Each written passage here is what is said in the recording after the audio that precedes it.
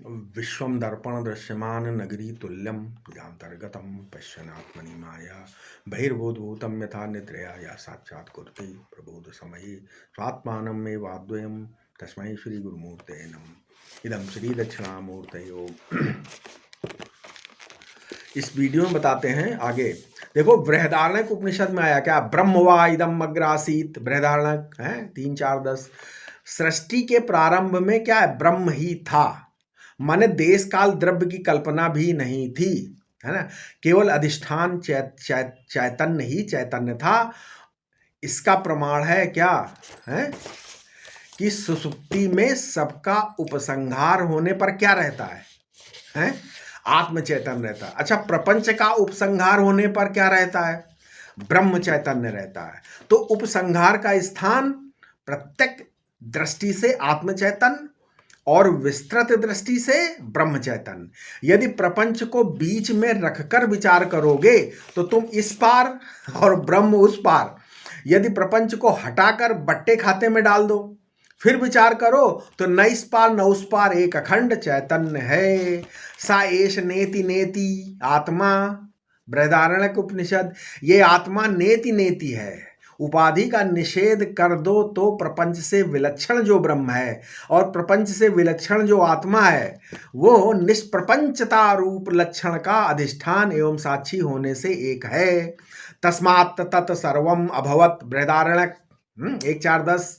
इसलिए वो ब्रह्म सब हो गया। तस्मात् तत् सर्वम अभवत, वो ब्रह्म सब हो गया। तो ब्रह्म के सिवा कुछ है ही नहीं। तो ये व्यवहार आदि, हंसना बोलना चलना भागना दौड़ना, सब वही है। ब्रह्म ही व्यवहार में गेहूं चावल चिड़िया गाय पंचभूत आदि सब है कि नहीं है। तो ये सब कैसे हो गया ब्रह्म? जब तक देह था तभी तक अपना पराया था, राग द्वेष था। यदि मालूम हो जाए कि ये व्यवहार स्वप्न है, आपको पता चल जाए कि ये व्यवहार तो स्वप्न है, तो फिर आप अगर गाली दोगे तो अपने को ही लगेगी कि नहीं लगेगी? अच्छा, वे विचार करोगे तो स्वयं का अपना ही स्वप्न दोष होगा नहीं, तो अपना ये सारे विकार ध्वस्त हो जाएंगे। इसी प्रकार ऐतरेय उपनिषद ने कहा, आत्मा वा इदम एक एवाग्र आसीत। एक एक एक आरंभ में ये आत्मा ही था। अच्छा, तो आरंभ में आत्मा था, तो देह से पृथक परिच्छिन्न से इतर, देह से पृथक अपरिच्छिन्न से इतर अपरिच्छिन्न अद्वितीय आत्मा। और उपसंहार में बताया कि सृष्टि में सब कुछ ज्ञान है, ज्ञान से है। सृष्टि का ताना वाना वही है, ये प्रज्ञान ही ब्रह्म है। तो बोला प्रज्ञानम ब्रह्म, ऐतरेय उपनिषद 2:1-3। तो इस मोबाइल को हम कैसे जानते हैं? आंख से देखकर, कान से सुनकर। अब जरा अच्छा, आंख और कान का अपवाद कर दीजिए, तो क्या मोबाइल को आप जान सकते हैं? नहीं जान सकते। तो मोबाइल जो कि ज्ञेय है वो इंद्रिय और अंतःकरण सापेक्ष है। अच्छा, अब आंख को जानो, आंख को जानो तो ये भी मन द्वारा यानी अंतःकरण सापेक्ष है। इसी प्रकार अंतःकरण को मान लो जानना है तो वो ज्ञान सापेक्ष है। क्या? अंतःकरण भी ज्ञान सापेक्ष है। अब ज्ञान को जानो, जिस ज्ञान से अंतःकरण को जाना है, ज्ञान को जानो तो ज्ञान को नहीं जाना जा सकता। मतलब ज्ञान का ज्ञान नहीं होता। जानने से ज्ञेय अलग है, परंतु जानना ज्ञान से अलग नहीं है। ज्ञान आत्मा से, आपसे अलग नहीं हो सकता। यदि अलग हो जाएगा तो ज्ञेय हो जाएगा। तो देश काल वस्तु ज्ञेय है, नाम और रूप ज्ञेय है, ज्ञेय का कारण भी ज्ञेय है, परंतु ज्ञाता और ज्ञान का अभेद है। ये ज्ञान ही आत्मा है और आत्मा ही ज्ञान है। जानना किसी भी अंतःकरण को नहीं छूता। जानना किसी भी अंतःकरण को नहीं छूता और किसी भी अंतःकरण से छुआ नहीं जाता। ये अखंड अद्वय है। इसमें अंतःकरण, आंख कान मोबाइल रूप जो प्रपंच दिखाई पड़ता है वो सब इसी की चमक है, इसी की दमक है, अपनी ही प्रतीति है। तो निष्कर्ष क्या निकला? विद्या के 2 विभाग है। निष्कर्ष निकला कि विद्या के 2 विभाग हो गए, एक परोक्ष वस्तु विषयक और एक प्रत्यक्ष वस्तु विषयक। जैनों ने इसी प्रकार के 2 प्रमाणों के 2 विभाग किए हैं। अब वेदांत विद्या कौन वस्तु विषयक है? वेदांत विद्या कौन सी वस्तु विषयक है? प्रत्यक्ष क्या है? अच्छा बताओ। जो इंद्रियों से जानी जाती है। और परोक्ष क्या है? जिसका अनुभव इस लोक या परलोक में अंतःकरण शुद्ध करके होता है, वो परोक्ष हो गया। लेकिन वेदांती कहते हैं कि वेदांत विद्या ना प्रत्यक्ष विषयक है और ना परोक्ष विषयक है। क्या है फिर? वो साक्षात अपरोक्ष वस्तु आत्म वस्तु विषयक है। आत्मा ना घट के समान प्रत्यक्ष है, ना स्वर्ग के समान परोक्ष है, सुख दुखादि की तरह वो अपरोक्ष भी नहीं है ना? क्या है? ये तो सबको नित्य प्राप्त नित्य ज्ञात साक्षात अप्रोच है। अब आपकी बुद्धि में आत्मा के स्वरूप के विषय में यदि कोई भ्रम है तो इस भ्रम को निवृत्त करने के लिए वेदांत विद्या है। भ्रांतियां क्या हैं? भ्रांतियां क्या हैं? कई लोग आत्मा को अणु मानते हैं नहीं, कोई मध्यम परिणाम मानते हैं और कोई विभू मानते हैं, कोई कर्ता भोक्ता मानते हैं। तो कोई केवल कर्ता मानते हैं और कोई केवल भोक्ता मानते हैं आत्मा। ये सब भ्रांतियां हैं। तो कोई इसको अकर्ता मानता है, कोई सादी मानता है, तो कोई अनादि। वेदांत में इन विकल्पों के विषय में बहुत विलक्षण निर्णय प्रस्तुत किया गया है। क्या? वेदांत अज्ञान को नष्ट करने के लिए है। यदि आत्मा में परिणाम की कल्पना जोड़ोगे तो अणु मध्यम या विभू का प्रश्न उठेगा ही, है ना? आत्मा में काल की कल्पना यदि जोड़ोगे तो सादी अनादि मानने का प्रश्न उठेगा ही। अगर देह की अंतःकरण की कल्पना जब आत्मा के साथ जोड़ोगे तब उसमें कर्ता भोक्ता सुखी दुखी परिच्छिन्नत्व की कल्पना जुड़ेगी ही, है ना? तो वेदांत सुनकर मन नहीं बनाना है, मरने के बाद गोलोक में जाकर सुखी नहीं होना है। वेदांत तो मरने का ख्याल भी समाप्त कर देने के वाला है। वेदांत तो मरने के ख्याल को भी समाप्त कर देता है।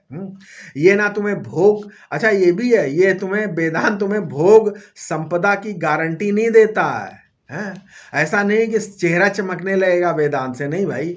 ये तो तुम्हें सम्राट पद प्रदान करने वाला है, जो कि तुम्हारा स्वरूप है। इसीलिए मुंडक श्रुति में है 2-2-8 क्या प्रसिद्ध मंत्र, क्या? विद्यते हृदय ग्रंथिश्च छिन्दन्ते सर्व संशया क्षीयन्ते चास्य कर्माणि तस्मिन् दृष्टे परावरे।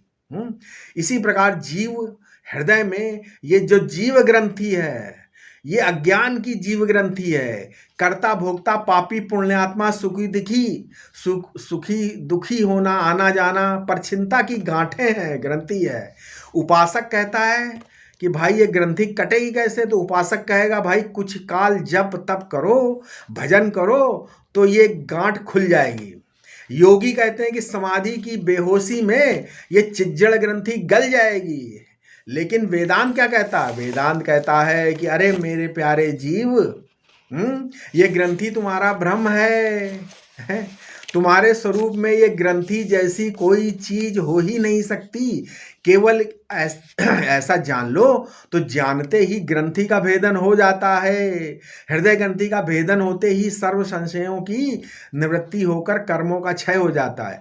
तुम ही कार्य कारण के साक्षी हो तथा तुम ही परावरनाथ हो। अपनी आत्मा के ऊपर कोई नहीं है। वेदांत श्रवण का फल क्या है?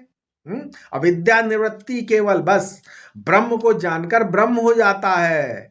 ब्रह्मवेद ब्रह्म भवति, मतलब इससे स्पष्ट हो जाता है कि ब्रह्मात्मक विज्ञान किसी उपासना का अंग नहीं हो सकता। ब्रह्म ज्ञान के बाद उपास्य उपासक भेद ही समाप्त हो जाता है ना? ब्रह्म ज्ञान के बाद क्या? उपास्य और उपासक भेद ही समाप्त हो जाता है। ब्रह्मात्मक विज्ञान कोई कर्म या उपासना का अंग नहीं है।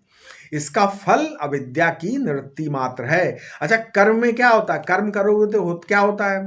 कर्तम अकर्तुम अन्यथा कर्तुम का स्वतंत्र रहता है। क्या है कि वो कर्म करे कर्तुम, ना करे अकर्तुम, या विपरीत करे अन्यथा कर्तुम। तो कर्म कर्ता के अधीन रहता है, लेकिन ज्ञान ज्ञाता के अधीन नहीं होता। वो वस्तु ज्ञेय के अधीन होता है। वस्तु जैसी होगी वैसी ही उसे जानना पड़ेगा। ठीक है, ये ज्ञान है।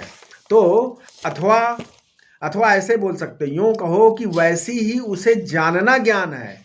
और अन्यथा जानना अज्ञान है। इसी बात को ऐसे कहा जाए क्या कि कर्म क्या है, पुरुष व्यापार तंत्र है। कर्म क्या है, इसको ऐसे बोल सकते हैं, पुरुष व्यापार तंत्र होता है और ज्ञान वस्तु तंत्र होता है। इसलिए ब्रह्म विद्या की क्या होता है, इसलिए ब्रह्म विद्या भी पुरुष व्यापार तंत्र नहीं है, क्या है, वस्तु तंत्र है। संसार में जो कुछ मिलता है वो कर्म से मिलता है, तो ब्रह्म भी कर्म से मिलता है। ऐसे हमारे अंदर जो संस्कार भरे हैं कि भाई कुछ करने से होगा, तो ब्रह्म भी करने से मिलेगा, ये भ्रम है।